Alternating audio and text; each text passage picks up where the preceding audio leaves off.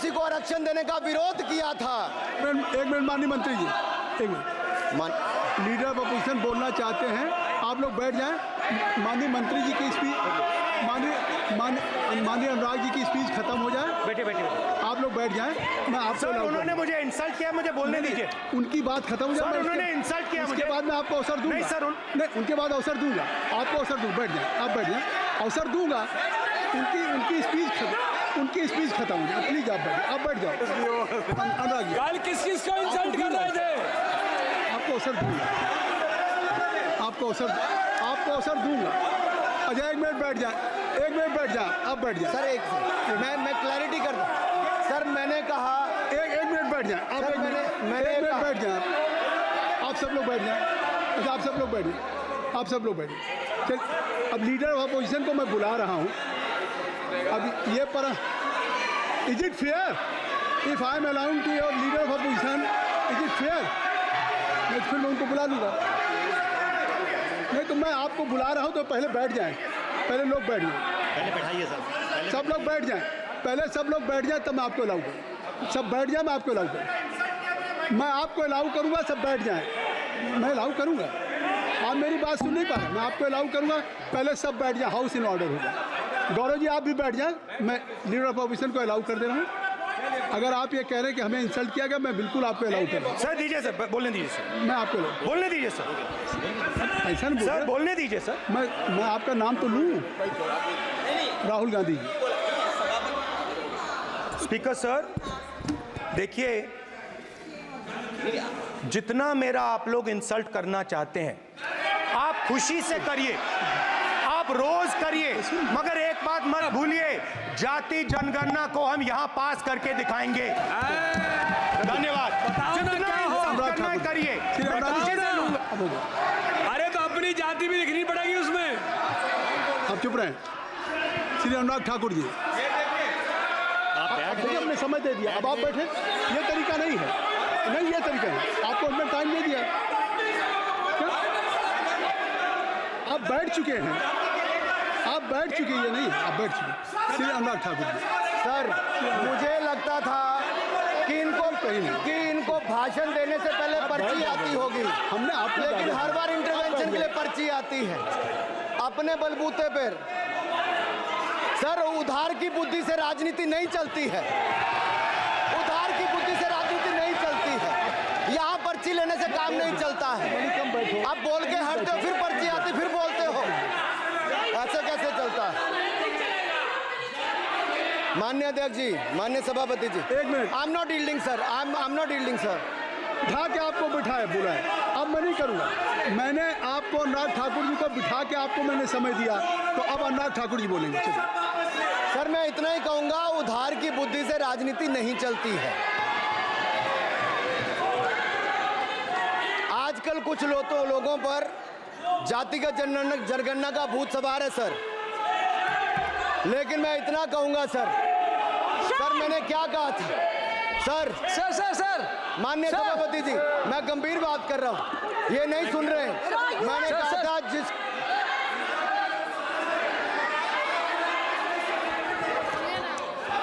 Thakur Tagore please.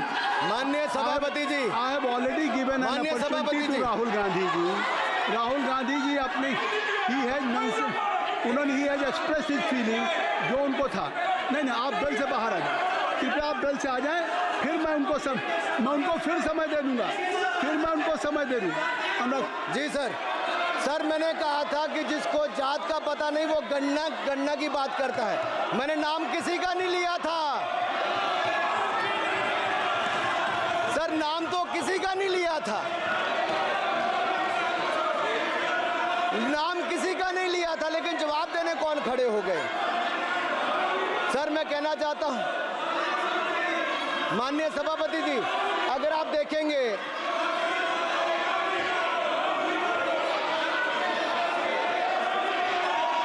मैंने अनुराग जी को बिठा के मैंने माननीय राहुल गांधी को समय दिया, मैंने अनुराग ठाकुर जी को बिठा के।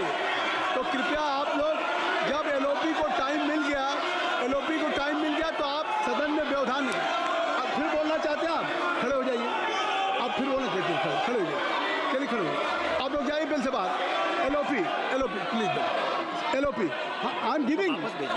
तो आप बेल से तो जाइए सर। स्पीकर सर, अगर मैं आपके एलओपी को टाइम दे रहा हूं तो आप ये क्या मतलब? माफी मांगे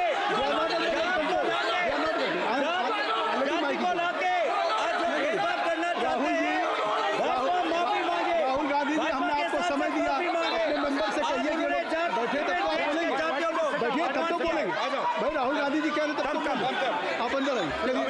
आई बी सबको ले जाइए प्लीज। सर माइक लीजिए सर। एक मिनट माइक मिल जाएगा आपको, माइक मिल जाएगा। बेल खाली कर दीजिए। इतनी अच्छी वर्षा पूरा देश इतनी अच्छा बजट पे स्पीच दे रहा है।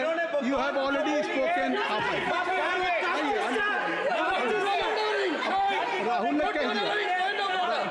ने कह दिया अभी हम अब आप अपने लीडर का सम्मान करें। हमने आपके लीडर को दूसरी बार फिर बुला रहा हूं, आप अपने लीडर का सम्मान करें। हाउस के एलओपी हैं और अगर मैं उनको दूसरी बार बुला रहा हूं, उनको बिठा दिया माननीय सदस्य को, तो कृपया आप लोग तो कम से कम इस बात को महसूस करें। मिस्टर केसरी, मैं please don't be mister Rahul Gandhi, आप लोग बैठिए। राहुल स्पीकर सर, बोलने का मन क्या था? स्पीकर सर, सर माइक नहीं सर।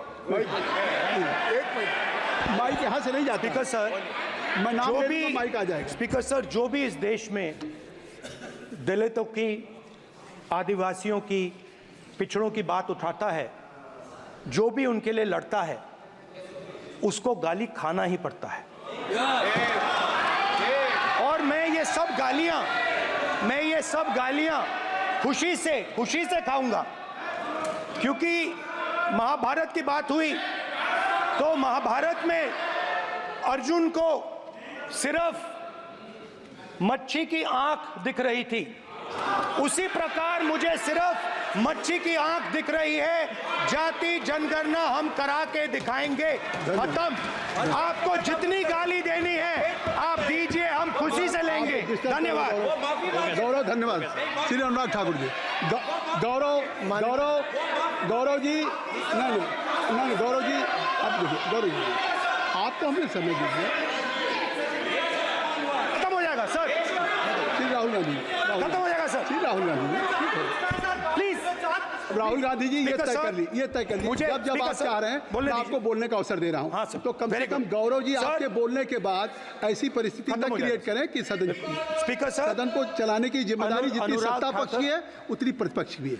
अनुराग ठाकुर जी ने मुझ पर गाली दी है। नहीं, कोई बात नहीं। मुझे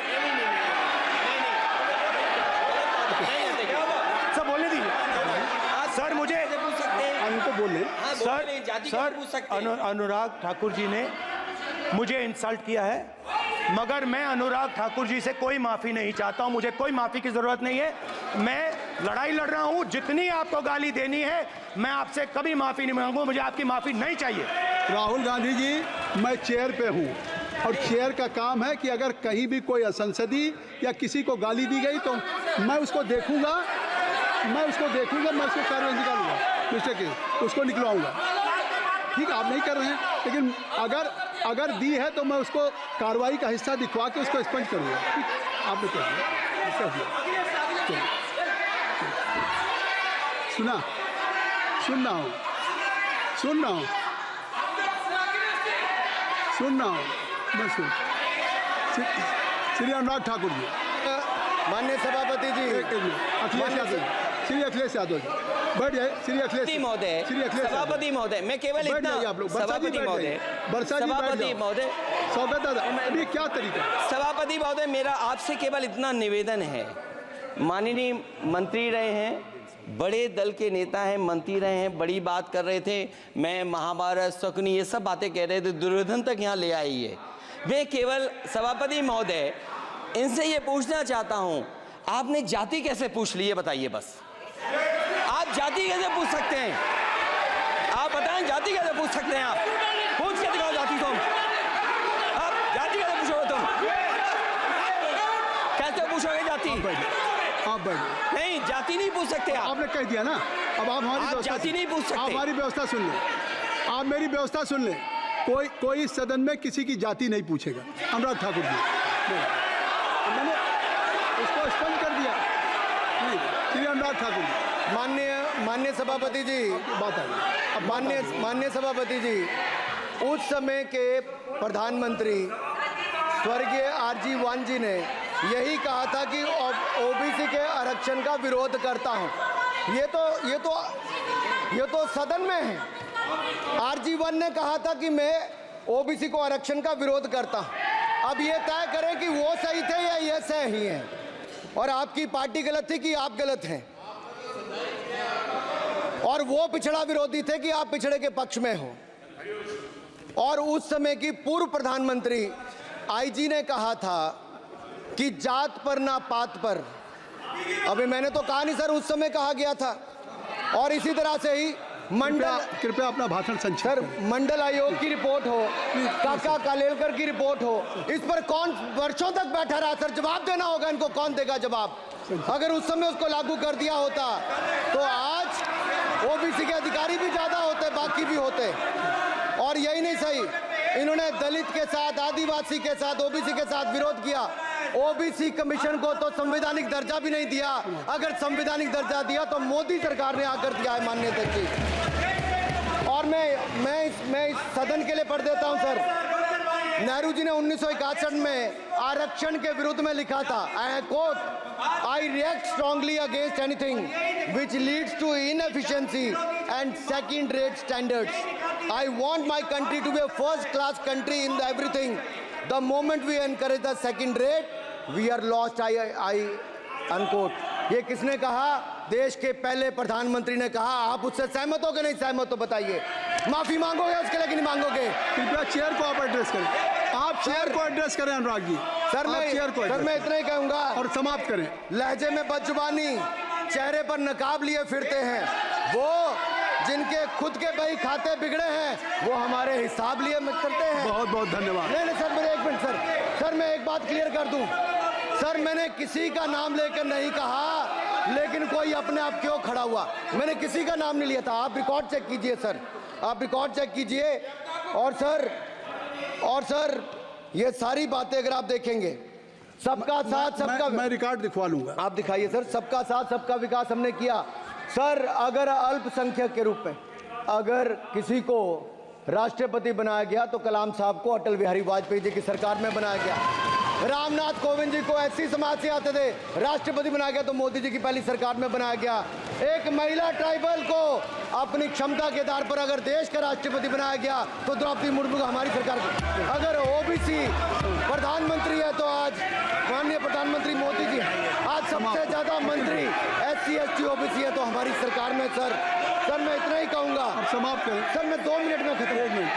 sir 2 minute. Sir MSP, sir ये एमएसपी की बात कर रहे थे सर। एमएसपी कौन लाया? एमएसपी सर 61 के युग में, उस समय के पहले प्रधानमंत्री जी ने लाए, लेकिन इन्होंने उसको गारंटी क्यों नहीं दिया भाई? 61 के बाद 66 में आप लाए। आप इतने सालों तक क्या करते रहे?